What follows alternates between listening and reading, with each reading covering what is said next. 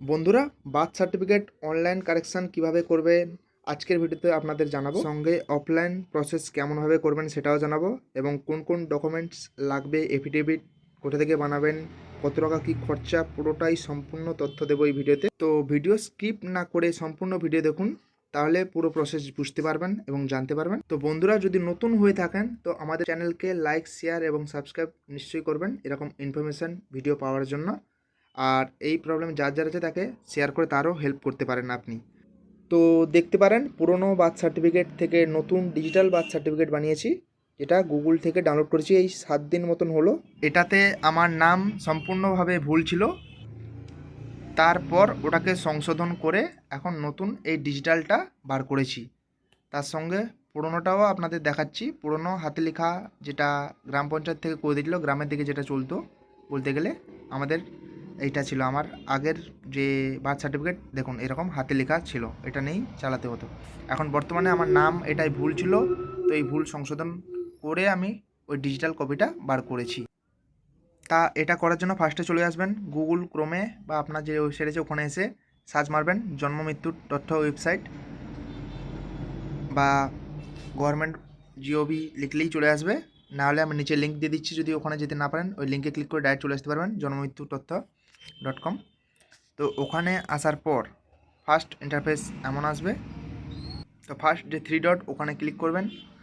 3 ডটে ক্লিক করার পর 3 নম্বর একটা অপশান আছে দেখবেন সিটিজেন সার্ভিস, ওটা লেখার পর ওটা টেপার পর দেখবেন বার্থ সার্টিফিকেট কি ডেথ সার্টিফিকেট যেটা করা যায় সেটা ক্লিক করবেন। তো আমি বার্থ সার্টিফিকেট এখন কারেকশান করতে চাই, তো বার্থ সার্টিফিকেটে ক্লিক করে নেব। তো ক্লিক করলাম। তো এখান থেকে দেখুন অ্যাপ্লিকেশান আছে, ট্র্যাক অ্যাপ্লিকেশান, অনেক কিছু আছে, এগুলো সবগুলোর ইউজ তোমাদের জানাবো। তো নিচে চলে আসবেন। এখন আমরা বার্থ সার্টিফিকেট কারেকশান করতে চাই, তো একটা অপশান আছে বার্থ সার্টিফিকেট কারেকশান, তো ওটাতে ক্লিক করব।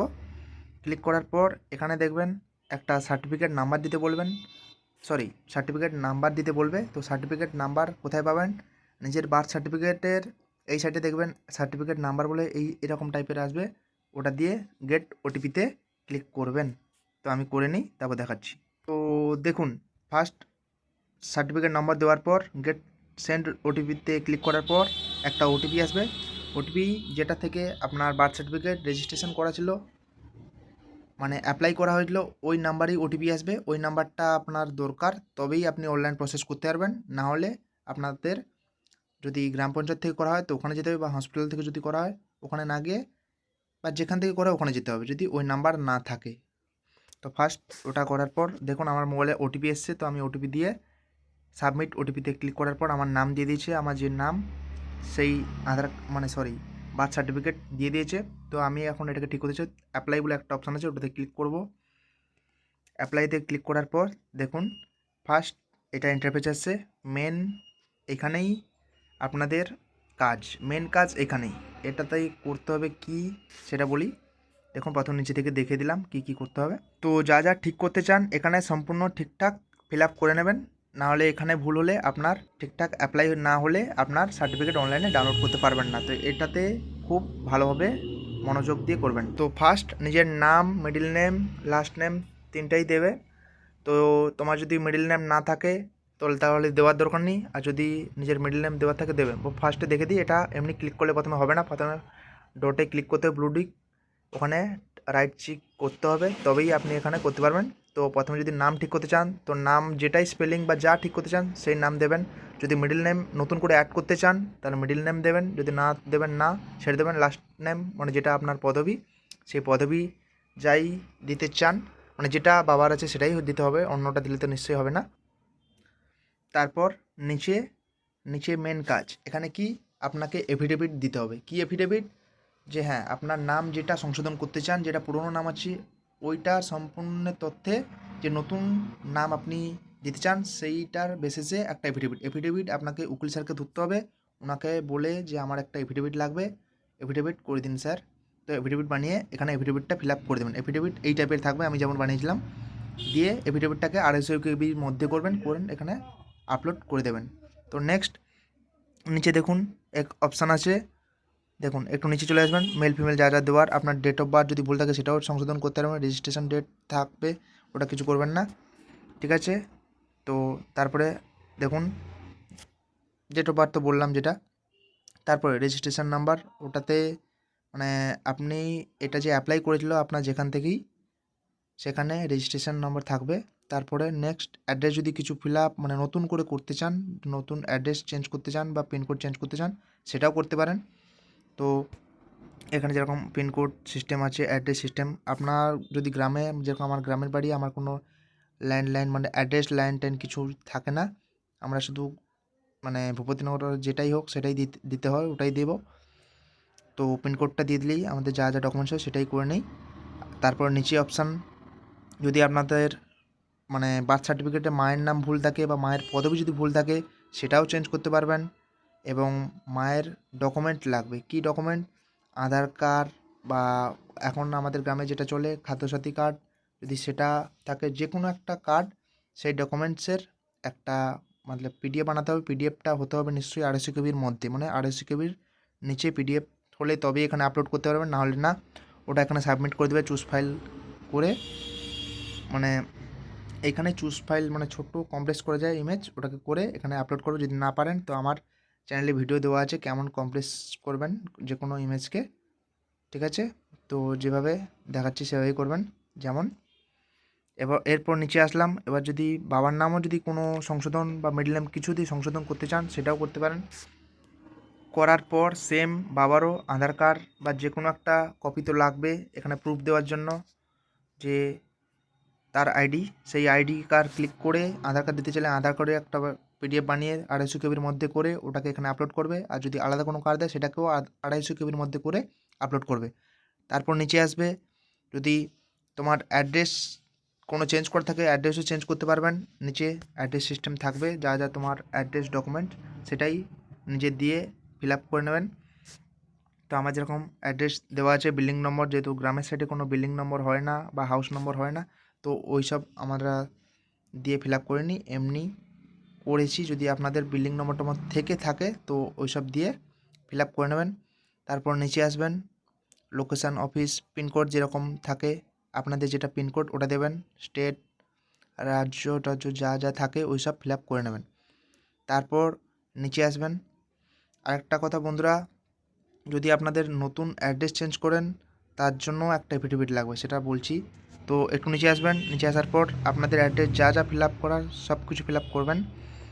করার পর নিচে দেখবেন একটা অপশান থাকবে আপনাদের, যে আরও একটা এফিডেভিট আপলোড করতে বললো। কোন এফিডেভিট সেটা বলে দিই, যদি আপনাদের নাম বাদে যদি অ্যাড্রেস বাবা মায়ের কোনো কিছু যদি চেঞ্জ করতে চান, তার জন্য একটা এফিডেভিট লাগবে। সেম এখানেও আপনাকে এফিডেভিট লাগবে। এফিডেভিটের জন্য আবার এখানেও এক্সট্রা করে আলাদা খরচা করতে হবে। তো এফিডেভিটটা এখানে 250 কেবির মধ্যে করে সেম সম্পূর্ণ প্রসেসে দিয়ে অ্যাপ্লিকেশানটি সাবমিট করে দেবেন। তো এভাবেই চলে যাবেন ওয়েবসাইটে আপনার অ্যাপ্লিকেশান। তারপর অ্যাপ্লিকেশানটা কত দূর কী হলো সেটা জানার জন্য ট্র্যাক অ্যাপ্লিকেশান এখানে করবেন। সেম প্রসেসে এসে যেখানে দেখিয়েছিলাম ট্র্যাক অ্যাপ্লিকেশান একটা অপশান থাকবে, ওখানে ক্লিক করবেন। ক্লিক করার পর আপনার যে ট্র্যাক আইডি, ওই অ্যাপ্লিকেশান আইডি দেওয়ার পর নিজের যেটা জন্ম সার্টিফিকেটের ডেট অফ বার্থ আছে ওই ডেট অফ বার্থ দিয়ে সাবমিটে ক্লিক করবেন এবং দেখতে পাবেন আপনার অ্যাপ্লিকেশান কত দূর কী। এটা 6-7 দিন লাগবে, তার মধ্যে আপনার নতুন ডিজিটাল সার্টিফিকেট চলে আসবে। তারপর ওটাকে ডাউনলোড করবেন কেমন সেটাকেও দেখাবো।